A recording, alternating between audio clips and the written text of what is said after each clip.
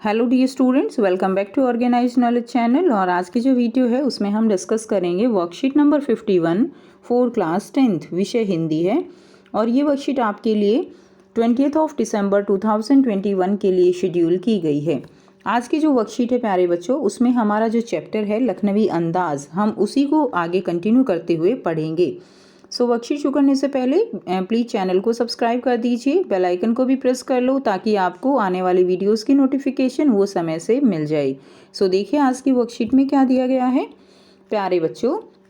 पिछले कार्यपत्रक में हमने यशपाल जी रचना लखनवी अंदाज का सामान्य परिचय तथा व्यंग्य विधा के बारे में जाना। इसके साथ ही पाठ के प्रारंभिक भाग में नवाब साहब के ट्रेन में यात्रा करने के लिए चढ़ना, साथ में खीरे रखना का जो है विषय में जाना। आइए अब हम आगे का अध्ययन करेंगे और जानेंगे कि आगे की यात्रा में क्या हुआ। ठीक है, तो पिछली वर्कशीट में हमने यही पढ़ा था कि जो नवाब साहब हैं वो जो है ऐसे तौलिए पे खीरे जो है साफ़ सुथरे रखे हुए हैं और किस तरह से जो है वो अपने आप को जो है बहुत ही ज़्यादा रईस मानते हैं। लेखक ऐसा वर्णन करते हैं। उसके बाद देखिए, नवाब साहब ने संगति के लिए उत्साह नहीं दिखाया। तो यानी जब लेखक जो है वो अचानक से ट्रेन में कूद पड़े तो उनको ये लगा कि मेरी तो जो एकांत था उसमें खलल पड़ गया है, ऐसा उनकी आंखों से प्रतीत हो रहा था। तो नवाब साहब ने जो है लेखक के प्रति कोई उत्साह नहीं दिखाया। हमने भी उनके सामने की बर्थ पर बैठकर आत्मसम्मान में आंखें चुरा ली। तो लेखक यहाँ पे कहते हैं कि हम कौन सा कम थे, हमने भी जो है अपने आत्मसम्मान की रक्षा के लिए उनके सामने अपनी नज़रें जो है वो बिल्कुल झुका ली, यानी चुरा ली, यानी हमने उनको इग्नोर किया। ठाली बैठे कल्पना करते रहने की पुरानी आदत है। नवाब साहब की असुविधा और संकोच के कारण का अनुमान करने लगे। तो सोचने लगे कि ये इतनी असुविधा और संकोच क्यों कर रहे हैं। नवाब साहब ने बिल्कुल अकेले यात्रा कर सकने के अनुमान में किफ़ायत के विचार से सेकंड क्लास का टिकट खरीद लिया हो और अब गवारा न हो कि शहर का कोई सफ़ेदपोश उन्हें मंझले दर्जे में सफ़र करता दिखे।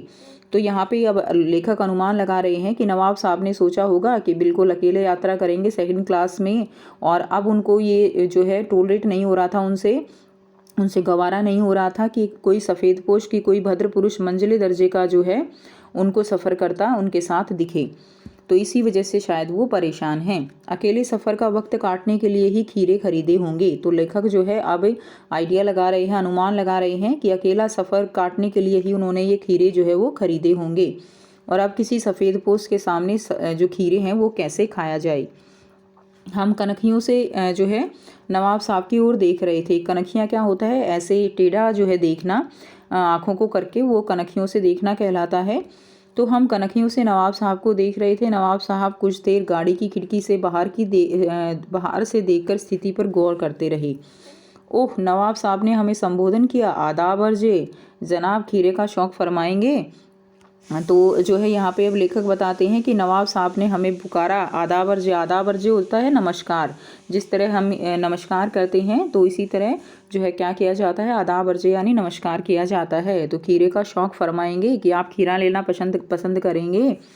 नवाब साहब का सहसा भाव परिवर्तन अच्छा नहीं लगा। भांप लिया, आप शराफत का गुमान बनाए रखने के लिए हमें भी मामूली लोगों की हरकत में लथेड़ देना चाहते हैं। जवाब दिया, शुक्रिया किबला, शौक़ फरमाएं। ठीक है, तो अब यहाँ पे लेखक क्या कहती हैं कि उनका ऐसे भाव परिवर्तन मुझे अच्छा नहीं लगा और मैंने उनको भांप लिया कि ये अपनी शराफत का गुमान रखने के लिए हमें जो है क्या कर रहे हैं, मामूली समझ के, और हमें जो है ये खीरा दे रहे हैं।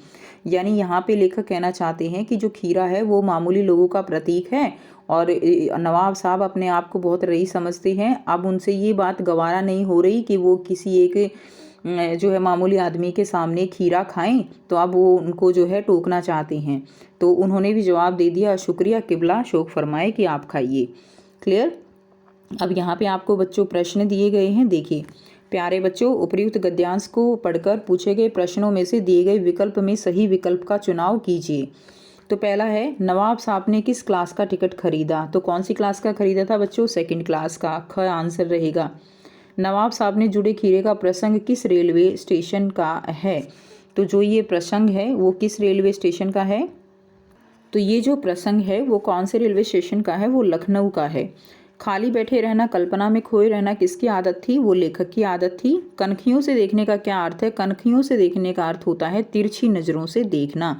ठीक है, ये इसका आंसर हो जाएगा। नेक्स्ट देखिए, नेक्स्ट आपको दिया गया है अब आपको यहाँ पर देखिए बच्चों, एक तो आपको यहाँ पर 5 जो है प्रश्न दिए गए हैं। 5 प्रश्न के साथ आपको यहाँ से एक गतिविधि दी गई है और ये एक आपको जो है यहाँ पे एक और जो है क्रियाकलाप 2 दिया गया है। ठीक है, तो आइए इनके आंसर करेंगे। पहला प्रश्न है, लेखक कनखियों से देखकर क्या सोच रहे थे? तो आंसर रहेगा, लेखक कनखियों से देखकर यह सोच रहे थे कि नवाब साहब रईस बनते हैं लेकिन लोगों की नज़रों से बचने के ख्याल में अपनी असलियत पर उतर आए हैं। प्रश्न 2, लेखक के अनुसार यहाँ खीरा किस वर्ग का प्रतीक है? तो लेखक के अनुसार खीरा आम लोगों अर्थात साधारण वर्ग का प्रतीक है। प्रश्न 3 है, आंखें चुराना मुहावरे का अर्थ लिखकर वाक्य में प्रयोग कीजिए। तो आंखें चुराना यानी नज़र बचाना। तो पुलिस को देखते ही चोर आंखें चुराकर भाग गया। प्रश्न 4 है, आदाब अर्ज का संबोधन कब किया जाता है? तो बच्चों, आदाब अर्ज जो है नमस्कार कहने अथवा अभिवादन करने का एक तरीका होता है। जब हम किसी से मिलते हैं तो नमस्कार की तरह ही आदाब अर्ज कहा जाता है। ठीक है। प्रश्न 5 देखिए, नवाब साहब ने संगति के लिए उत्साह क्यों नहीं दिखाया? अनुमान लगाकर लिखिए। तो लेखक के अचानक डिब्बे में चढ़ जाने से नवाब साहब की आंखों में एकांत चिंतन में विघ्न पड़ जाने का असंतोष दिखाई दे रहा था, इसलिए लेखक के प्रति उन्होंने कोई विशेष उत्साह नहीं दिखाया। क्लियर? तो यानी उनकी जो अकेलापन था, उनका जो है एकांत चिंतन था, उसमें विघ्न पड़ गया, जिसके कारण उन्होंने कोई उत्साह नहीं दिखाया। उसके बाद नंबर 5 पर आप क्रियाकलाप 2 लिख देंगे। अपने शिक्षक या शिक्षिका की सहायता से निबंध लेखन की शैली के प्रकार का पता लगाइए और उसका नाम लिखिए, और यह पाठ जो है किस शैली में लिखा गया है उसका नाम भी आपको लिखना है। तो ये कौन सी शैली है? ये व्यंग्य शैली में लिखा गया है, व्यंग्य किया गया है इसमें। उसके बाद देखिए, गतिविधि है, कार्यपत्रक से उर्दू शब्द छांट कर लिखिए और उसका अर्थ पता लगाइए। तो उर्दू शब्द हैं दर्जा, दर्जा यानी होता है श्रेणी। दूसरा है आदाब अर्ज, आदाब अर्ज का अर्थ होता है नमस्कार। तीसरा है बच्चों शौक, शौक का अर्थ होता है कामना। चौथा है शुक्रिया, शुक्रिया का अर्थ होता है धन्यवाद। पांचवा है शराफत, शराफत का अर्थ होता है शिष्टता। और 6 है किफ़ायत, किफ़ायत का मतलब होता है बचत। तो ये थी आपकी आज की बच्चों हिंदी की वर्कशीट। आई होप सभी बच्चों को ये क्लियर है। कोई भी डाउट है प्यारे बच्चों तो आप पूछ सकते हो। वीडियो अच्छी लगे तो प्लीज़ इसको लाइक कीजिए, शेयर कीजिए और चैनल को भी सब्सक्राइब कीजिए। ठीक है। तो जो आपका सिलेबस है, आपका एसएसटी का सिलेबस, आपका मैथ्स का है, साइंस का है, वो सारा हम डिस्कस कर चुके हैं कि टर्म 2 में आपका क्या सिलेबस रहने वाला है। आप चैनल पर विज़िट करके उन वीडियोस को देख सकते हो जिसमें कंप्लीट डिस्कशन किया गया है कि आपका टर्म 2 में क्या पैटर्न रहेगा, क्या सिलेबस रहेगा।